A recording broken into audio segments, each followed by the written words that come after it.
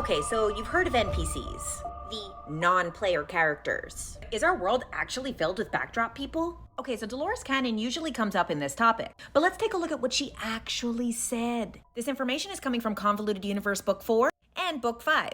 Okay, so these backdrop people, these NPCs, they are a collective energy. The whole soul, life selection process, and having a purpose and a mission, they're not a part of that because they're not individual souls. In the description, there's gonna be a little play button. It's gonna bring you to this video, what is a soul? A soul is when the consciousness becomes individual, but these NPCs are not individuals. Dolores is like, these people don't have souls?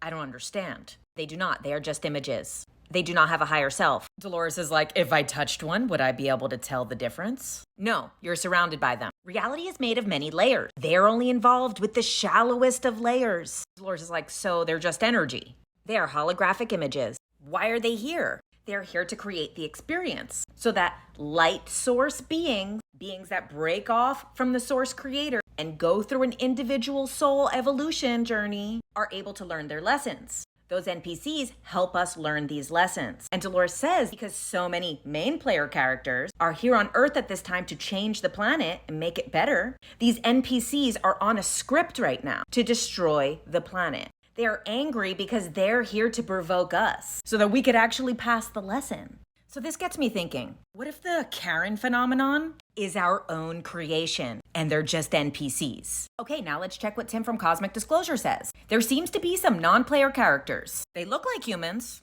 they're approachable, but they have no I awareness. Okay, so now let's take a look at this book because our conspiracy grandfather David Icke talked about this a long time ago. So David Icke breaks it into 3 categories. One being the NPCs, bodies without consciousness. They are interactive software programs. He uses the example of a carousel, how the carousel is spinning regardless. You could ride one of the horses. However, the horses that no one is riding, they're still going through the motions. They're spinning around with the rest of the horses, but there's no one there to experience it. David Icke says, some of these interactive software programs, aka NPCs, can run on other programs such as the Agent Smith character from The Matrix. If you haven't seen my video on the Agent Smith effect, it'll be the second play button in the description. Okay, now let's get to the second type that David Icke talks about.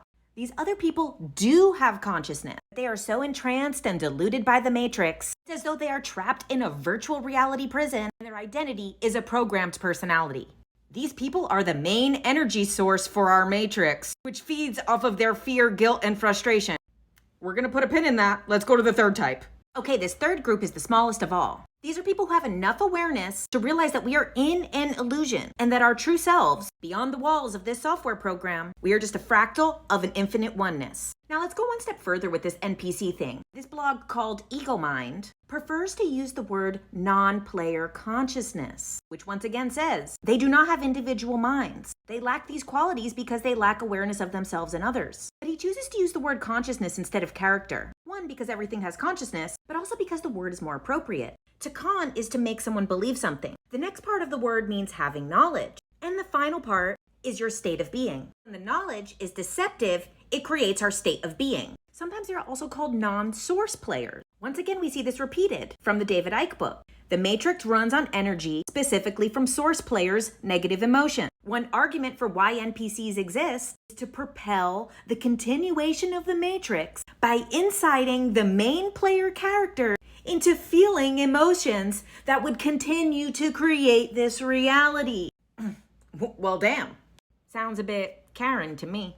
Provoking negative emotions in order to keep that second group upset and angry so they continue to shape this negative reality. Now that second group reminds me of Truman's wife. She is a real person, but because she lacks the deeper awareness, she continues to play this role that she believes she has to. Okay, so now let's get back to Dolores. One of these NPCs become real. Yes.